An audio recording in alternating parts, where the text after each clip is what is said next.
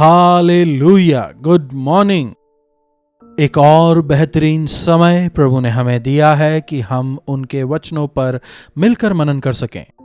इसके लिए उनकी महिमा हो। आइए उनके वचनों पर मनन करें। छोटी प्रार्थना। महापवित्र पिता परमेश्वर, जब हम दोबारा आपके वचनों पर मनन करते हैं, हमारे हृदयों को तृप्त करें। प्रार्थना यीशु के नाम से मांगते हैं, आमीन। जी हां, जब हम प्रभु के वचनों को पढ़ते हैं, मनन करते हैं, अपना मुंह खोल और मैं उसे भरूंगा कहने वाले प्रभु अपने वचनों से हमें भरते हैं। इस संसार में सुबह उठने से लेकर रात को सोने तक हम काम करते हैं ना। ऑफिस जाने वाले ऑफिस को जाते हैं, व्यापार करने वाले व्यापार को जाते हैं, मजदूरी करने वाले मजदूरी को जाते हैं, घर में काम करने वाले घर में काम करते हैं, बच्चे स्कूल कॉलेज जाते हैं। एक तरह का यह रूटीन है ना। दिन रात हम मेहनत करते रहते हैं।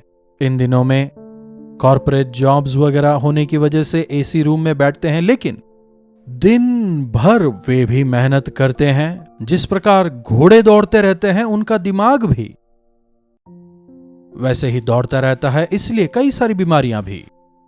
यह सब हम क्यों कर रहे हैं बताइए। कई लोग पूछते हैं कि हमें प्रार्थना आखिर करनी क्यों है। प्रार्थना नहीं करने से क्या होगा? बाइबल अगर नहीं पढ़ेंगे तो क्या होगा? उद्धार अगर नहीं पाएंगे तो क्या होगा? प्रभु पर विश्वास नहीं करेंगे तो क्या होगा? कुछ लोग इस प्रकार से सवाल जवाब करते रहते हैं। एक बार आप अपने आप से सवाल करें कि मैं आखिर जिंदा क्यों हूं? मैं पढ़ाई क्यों करता हूं? मैं नौकरी वगैरह क्यों करता हूं? एक ही आंसर क्या है? पैसे के लिए, भोजन के लिए, जीवन जीने के लिए, पैसों के लिए हम काम करते हैं। कुछ लोग कहते हैं कि अगर भर पेट हमें खाना मिल जाए तो बस हमारे लिए वो ही काफी है। अगर एक तरह से सोचें तो बात यही सही है, लेकिन जरा अपने आप में यह सवाल करके देखिए, क्या भरपेट भोजन के लिए ही इतनी मेहनत हम करते हैं? अगर हम यह सवाल करें तो कितना ही भोजन कर लें तृप्त नहीं होते, कितना ही पैसा कमा लें वो कभी भी काफी नहीं पड़ता। ऐसे जीवन को आज हम देख रहे हैं। उसका कारण क्या है? हम कितनी ही मेहनत क्यों ना कर लें, हमें संतुष्टि नहीं मिलती। संतुष्टि, तृप्ति है कि नहीं? हमें लगता है कि उस तृप्ति को हम पैसों के द्वारा खरीद सकते हैं। चकाचौंध से तृप्ति नहीं मिलती। वास्तविक तृप्ति को हम खरीद नहीं सकते। इस बात को समझे बिना हम संसार में अनेक प्रकार से उसे हासिल करने का प्रयास करते हैं। हमारे एक सृष्टिकर्ता हैं, इस बात को भूलकर तृप्ति हासिल करने में हम लगे हुए हैं। आइए अपने बाइबलों में हम एक वचन को देखते हैं। यूहन्ना रचित सुसमाचार 6वें अध्याय की 27वीं आयत से, नाशमान भोजन के लिए परिश्रम ना करो, परंतु उस भोजन के लिए जो अनंत जीवन तक ठहरता है। नाशमान भोजन के लिए परिश्रम ना करो। पेट भर खाना खाते हैं, फिर अगर तंदुरुस्त व्यक्ति हो तो 3-4 घंटे में वो भोजन पच जाएगा। फिर भूख लगने लगेगी, दोबारा खाएंगे, दोबारा पच जाएगा, दोबारा भूख लगेगी, बार बार भूख लगती रहेगी। जी हां, भूख लगती है, हम खाना खाते हैं और उस भोजन द्वारा शरीर को ताकत मिलती है। लेकिन हम ना केवल शरीर हैं, लेकिन हम में एक आत्मा भी है। शरीर मिट्टी से आया है, मिट्टी में मिल जाएगा, लेकिन आत्मा अपने भेजने वाले के पास वापस लौट जाएगा। यदि इस बात को आप याद रखें, शरीर के लिए आप भोजन खा सकते हैं, वो तृप्त हो जाएगा, लेकिन आत्मा, नाशमान शरीर को तृप्त करने के लिए हम कितनी मेहनत करते हैं, खाने पीने के लिए, रहने के लिए, पहनने के लिए बहुत मेहनत करते हैं। जीने के लिए दिन रात हम मेहनत करते हैं, लेकिन हमारे आत्मिक जीवन के लिए, हमारे आत्मा को तृप्त करने के लिए हम कितनी मेहनत कर रहे हैं? यह मिट्टी से आया शरीर मिट्टी में मिल जाएगा, उसके बाद भी आत्मा जीवित रहेगा। मृत्यु के बाद भी एक जीवन है, आत्मा की मृत्यु नहीं है। इस बात को समझ नहीं पा रहे। प्रभु कह रहे हैं, नाशवान भोजन के लिए तुम परिश्रम ना करो, परंतु उस भोजन के लिए जो अनंत काल तक ठहरता है। अनंत जीवन तक का भोजन हमें कहां मिलता है? क्या उसे कहीं से खरीद सकते हैं?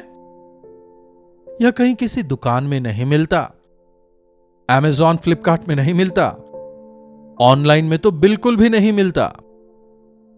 विदेश जाकर कमाने जैसा भी यह नहीं है। तो फिर आखिर मिलता कहां है? अविनाशी भोजन, मतलब हमारे आत्मिक जीवन को बलवंत करने वाला भोजन, हमारी आत्मा को तृप्त करने वाला भोजन कहां मिलता है?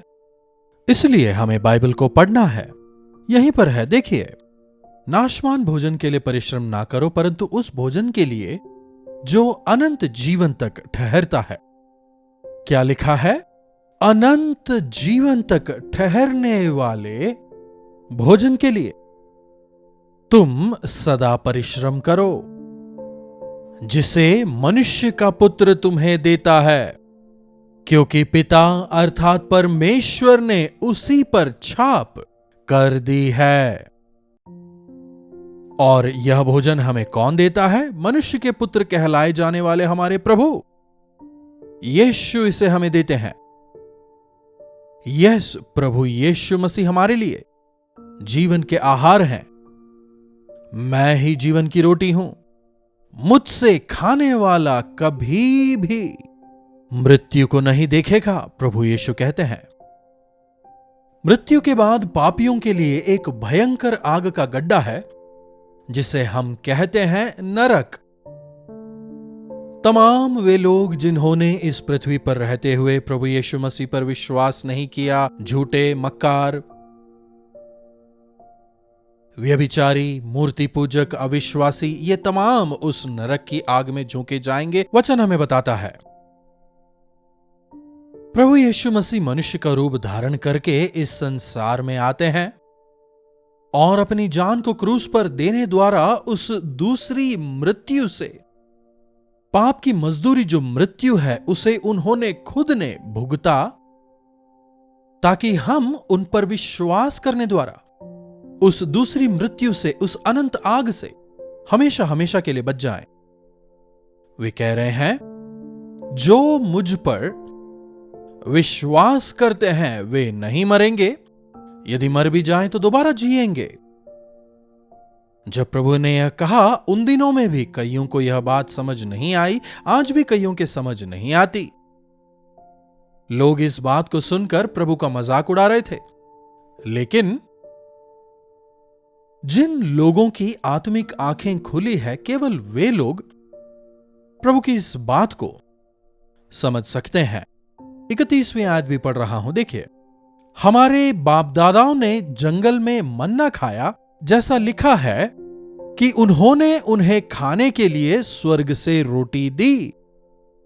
यीशु ने उनसे कहा कि मैं तुमसे सच कहता हूं कि मूसा ने तुम्हें वह रोटी स्वर्ग से ना दी, परंतु मेरे पिता तुम्हें सच्ची रोटी स्वर्ग से देते हैं। हमने स्वर्ग से गिरने वाला मन्ना खाया है, कहते हैं। उन लोगों ने मन्ना खाया, उन्हें सुबह सवेरे जल्दी उठकर घुटनों के बल बैठकर जमीन पर गिरे हुए मन्ना को इकट्ठा करना होता था। हर दिन वे मन्ना इकट्ठा करते, खाते, अगले दिन उन्हें फिर से भूख लगती, उसके लिए अगले दिन दोबारा उन्हें इकट्ठा करना होता था। तुम कितनी भी बार खाओ, कितना ही तुम इकट्ठा क्यों ना कर लो, बार बार भूख लगती है ना। लेकिन प्रभु कहते हैं, जो भोजन मैं तुम्हें देता हूं वो स्वर्ग से आया है, वो ही वास्तविक आहार है। भोजन हमें सामर्थ्य देता है, हमें तंदुरुस्ती प्रदान करता है। आहार हमें संतृप्ति प्रदान करता है, भूख को शांत करता है। लेकिन ऐसे कई सारे लोग हैं जिनमें शारीरिक नहीं लेकिन आत्मिक भूख है। अरे खाने की इच्छा नहीं हो रही, मन शांत नहीं कहकर कई लोग खाना नहीं खाते ना। बहुत कुछ है लेकिन फिर भी जीवन में तसल्ली नहीं है, तृप्ति नहीं है। किसी न किसी कमी घटी की वजह से भोजन को छोड़ने वाले कई लोग हैं ना। कारण उनके पास सब कुछ है लेकिन प्रभु नहीं है। सब कुछ है लेकिन प्रभु का उद्धार उनके जीवन में नहीं है, प्रभु को अपने जीवन में आमंत्रित नहीं किया है। क्या आपका जीवन भी तो कहीं ऐसा नहीं? जरा सोच के देखिए, क्या जीवन में संतुष्ट करने वाली भक्ति है? क्या संतुष्टि के साथ जीने पा रहे हैं? अरे ये नहीं है, वो नहीं है कहते हुए हमेशा कुड़कुड़ाते हुए जी रहे हैं? या फिर कुछ ना भी हो तो भी मेरे प्रभु यीशु मेरे साथ हैं, उनकी तसल्ली मेरे साथ है, मेरी आवश्यकताओं की वे पूर्ति करेंगे, इसलिए मुझे घबराने की जरूरत नहीं कहते हुए हिम्मत के साथ आगे बढ़ पा रहे हैं? परख के देखिए, मन्ना खाने के बाद भी उन्हें दोबारा भूख लगती है, परंतु वास्तविक आहार मैं हूं। 35वीं आयत देखिए, यीशु ने कहा, जीवन की रोटी मैं हूं, जो मेरे पास आएगा वो कभी भूखा ना होगा, और जो मुझ पर विश्वास करेगा वह कभी प्यासा ना होगा। उन्हें भूख ना लगेगी। हम क्या खाएं, हम क्या पिएं, यह उनमें चिंता ना होगी। अपने आसपास देखिए, इन दिनों में कितने सारे रेस्टोरेंट्स हैं, कितने सारे टी शॉप्स हैं। कुछ एक शहरों में तो हर तीसरी दुकान को यदि आप देखें तो वो किसी ना किसी प्रकार के किसी स्नैक्स की दुकान ही होगी। आप गौर करके देखिएगा, अंत के दिनों में लोग खाने पीने में और खरीदने बेचने में व्यस्त होंगे। जीने के लिए खाना है लेकिन खाना ही जीवन नहीं है। खाकर यदि तृप्त ना हो पाए तो उसका क्या फायदा? भले ही कम खाएं, लेकिन अगर अच्छी नींद आ सके तो आशीष है। प्रभु कह रहे हैं, मुझे पाने वाले संतुष्टि से रह पाएंगे। जो प्रभु में खाएंगे उन्हें और भूख या फिर प्यास नहीं लगेगी। आखिरकार हमें प्यास लगती कब है? जब हमारे शरीर में पानी की जो मात्रा है कम होने लगती है। पानी की मात्रा अगर कम हो जाए तो प्यास लगने लगती है। विज्ञान हमें बताता है कि हमारा शरीर जो है 60 से 70% पानी ही तो है। यह हमें कूल डाउन करता है। कम होने पर प्यास लगती है। पानी पीते हैं, प्यास बुझ जाती है, लेकिन फिर प्यास लगती है। बार बार इस संसार में हम कितना भी हासिल क्यों ना कर लें, कितना ही पानी पी लें, चाहे कितनी ही मात्रा में भोजन कर लें, और पाने की इच्छा हमेशा लगी रहती है। लेकिन जो प्रभु पर विश्वास करते हैं काफी है, प्रभु काफी है। ऐसी तृप्ति आपकी मेहनत को प्रभु आशीष देंगे। इसलिए आज की रोटी प्रभु मुझे देंगे, यह विश्वास आप में होगा। इसलिए दिन भर दौड़ा भागी करते हुए कल के दिन को सुरक्षित करने के लिए आज के दिन को भी प्रभु के सामने व्यर्थ करने वाले, परमेश्वर को समय ना देने वाले हम ना बने। प्रभु कह रहे हैं, मैं ही जीवन की रोटी हूं, मुझसे खाओ और तुम तृप्त होने पाओगे। एक और वचन देखिए, 51वीं आयत, जीवन की रोटी जो स्वर्ग से उतरी मैं हूं, यदि कोई इस रोटी में से खाए तो सर्वदा जीवित रहेगा, और जो रोटी मैं जगत के जीवन के लिए दूंगा वह मेरा मांस है। प्रभु कह रहे हैं, प्रभु यीशु मसीह ने अपने शरीर को हमारे लिए क्रूस पर कुर्बान किया। इसलिए जब हम प्रभु भोज में भाग लेते हैं, रोटी को प्रभु का शरीर मानकर, दाखरस को प्रभु का लहू मानकर, हमारे पापों के लिए प्रभु बलिदान हुए यह जानकर, हमारी भूख को मिटाने वाले, हमारी प्यास को मिटाने वाले, पाप की प्यास से, संसार की भूख से, शैतान के चंगुल से हमें बचाने के लिए यीशु मसीह ने अपने लहू को बहाया। उस बहुमूल्य लहू को याद करते हुए हमें प्रभु यीशु मसीह में संतुष्ट होना चाहिए। प्रभु को जब हम अपने हृदयों में जगह देते हैं, क्या खाएंगे, क्या पिएंगे, क्या पहनेंगे, यह चिंता नहीं होती।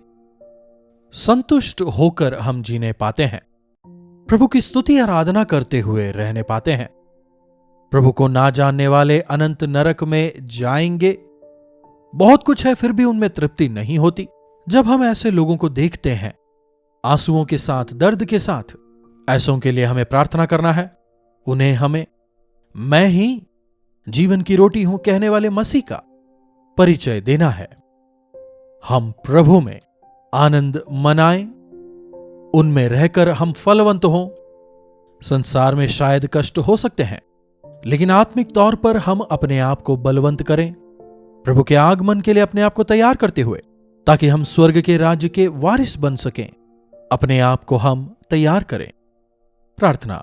महापवित्र पिता परमेश्वर, हां प्रभु, जब हम इस संसार में रहते हैं, हमें भूख लगती है, हमें प्यास लगती है। कई बार हम कितना भी खाएं, कितना भी पिएं, तृप्त नहीं हो पाते।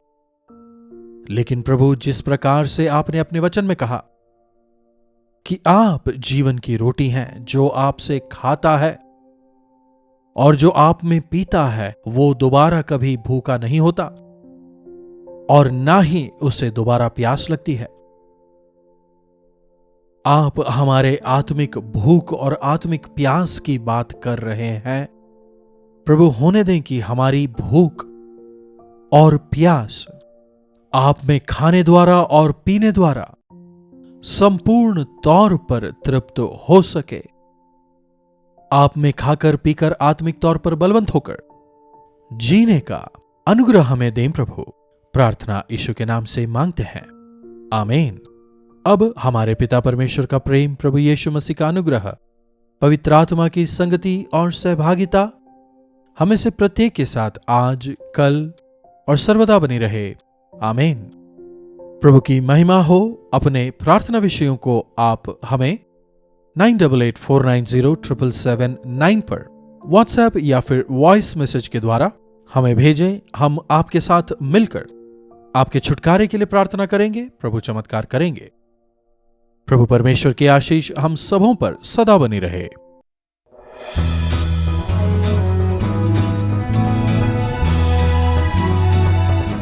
हालेलुया। मुंबई महानगर के हमारी सेवकाई के साथ जुड़े हुए हमारे श्रोताओं के लिए खुशखबरी। प्रभु की इच्छा हुई तो अक्टूबर 30 तारीख को गोरेगांव में और 31 अक्टूबर को धारावी में एक दिन के गेट टुगेदर का हम आयोजन कर रहे हैं। हर रोज दैनिक मनन और टीवी कार्यक्रमों के द्वारा हमसे जुड़ने वाले श्रोताओं के साथ हम सीधे मिलना चाहेंगे, व्यक्तिगत तौर पर आपके लिए प्रार्थना करने हम चेन्नई से मुंबई आ रहे हैं। मुंबई में चाहे आप कहीं भी रहते हो, आपकी सुविधा के लिए इस बार हम 2 जगहों पर, गोरेगांव ईस्ट में, वैसे ही सायन धारावी में 2 जगहों पर अक्टूबर 30 और अक्टूबर 31 को शाम के 6 बजे से लेकर 10 बजे तक इस 1 डे मीटिंग का आयोजन हम कर रहे हैं। आइए अपने परिवारजनों को, मित्रों को लेकर के आएं, परिवार समेत आएं। परमेश्वर महान चमत्कारों को हमारे बीच करेंगे। ऐसे विश्वास के साथ आएं, हमारी एक एक समस्या का समाधान प्रभु करेंगे। ऐसी एक आशा के साथ में आप अवश्य आएं। हम सब मिलकर प्रभु के महान चमत्कार का अनुभव मिलकर करेंगे। अपने निकटतम स्थान पर आप आ सकते हैं, दोनों जगहों पर आ सकते हैं तो और भी बेहतर होगा।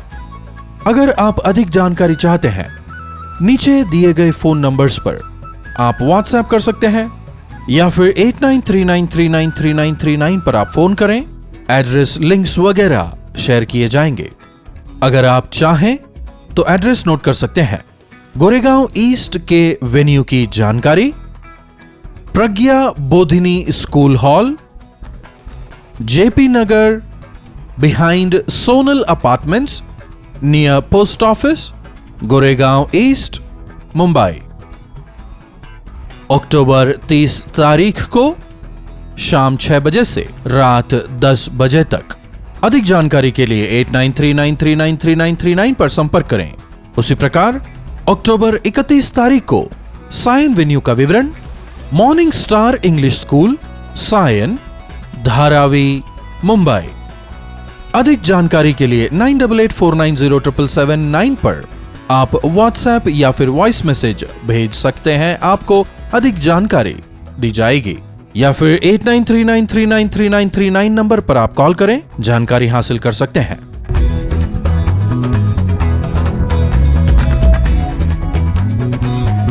आइए परमेश्वर से चमत्कार की उम्मीद करें। इन अंत के दिनों में प्रभु के अनुग्रह को पाकर उनके आशीषों में आनंद मनाएं। जरूर आएंगे ना?